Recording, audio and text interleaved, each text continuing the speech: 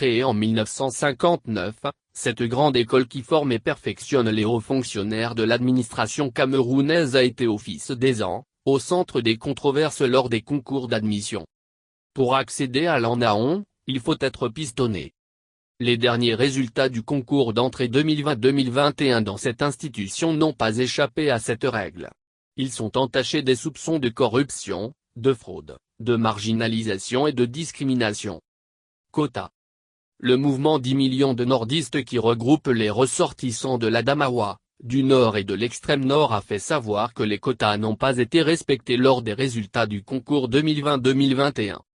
L'association indique que le quota de 30% réservé aux 3 régions, l'Adamawa, du Nord et de l'extrême Nord, n'a pas été respecté.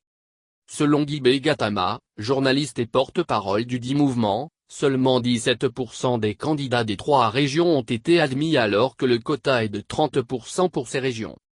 En réaction, Joseph L., ministre de la fonction publique et de la réforme administrative, MIAFOPRA, a rappelé que 117 candidats ont été définitivement admis. Les sedites régions totalisent 28%, a poursuivi Joseph L. Il en résulte que les 2% des places dues à ces régions n'ont pu être attribuées à l'une des régions, en raison de la non-satisfaction par les candidats qui en sont originaires des conditions d'admission, a conclu le MIAFOPRA. Contestation. Le mouvement 11 millions de nordistes estime que ces chiffres ne reflètent pas la réalité. Aussi, le 14 octobre dernier, il a saisi le tribunal administratif du centre pour la suite de cette affaire qui secoue l'opinion. Le mouvement a déposé une requête aux fins de sursis à exécution de toutes les décisions rendues dans le cadre de ce dernier concours. Depuis lors, de nombreux Camerounais demandent que soient publiés les résultats de toutes les 10 régions du pays. Récurrence des fraudes. L'histoire de l'entrée à l'ANAON qui moule l'élite de l'administration camerounaise est entachée de fraude. En 2004, 88 étudiants de l'ANAON écopent de 3 ans de suspension de tout examen dans toutes les filières universitaires pour fraude caractérisée. 2 ans plus tard, en 2006, le ministre de la fonction publique de l'époque Benjamin Amama annule les résultats du concours de l'ANAON pour fraude.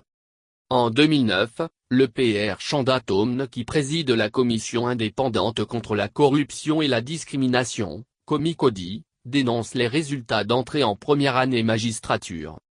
En 2012, Phil Monliang, alors Premier ministre, demande l'exclusion de 6 élèves admis non par concours sur simples instructions de Cavaillé Guy Djibril, le président de l'Assemblée nationale.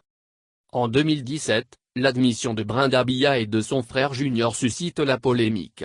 Les enfants du couple présidentiel camerounais sont soupçonnés de n'avoir pas passé l'examen. Selon les médias, ils auraient été pistonnés.